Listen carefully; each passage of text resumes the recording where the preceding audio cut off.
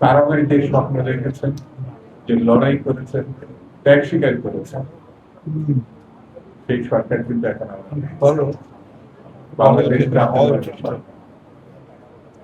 এই সরকারকে আমাদের রক্ষা করতে নানামুখী ষড়যন্ত্র, নানা ধরনের ঘটনা, নানা ধরনের প্রচারণা, সেই প্রচারণার সঙ্গে বট বাহিনীর একটি শব্দ আমরা পেয়েছি। সোশ্যাল মিডিয়াতে এমন কোন অশ্রাব্য ভাষা নাই যেটা প্রয়োগ করা হয় না আমাদের নেতৃবৃন্দ সম্বন্ধে। আমাদেরকে কিন্তু সতর্ক, আমাদের শত্রু চতুর্দিকে, সেই শত্রুর মধ্যে দিয়ে জনগণ আমাদের সঙ্গে, জনগণ এই সরকারের সঙ্গে, জনগণ এই সরকার প্রধান জনাব তারেক রহমানের সঙ্গে।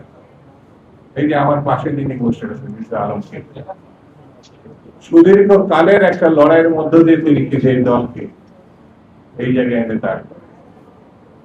তাহলে আমাদের এই সরকারকে এটা 4 মাসের মধ্যে আমাদের সরকার অনেক কাজ করতে হবে। এই সরকার আমরা যদি পাশে না দাঁড়াই, হাতকে শক্তিশালী না করি, আর ষড়যন্ত্র সম্বন্ধে জনগণকে সতর্কতার মধ্যে না নিতে পারি, তাহলে পরে বিপদ ঘটে যেতে পারে।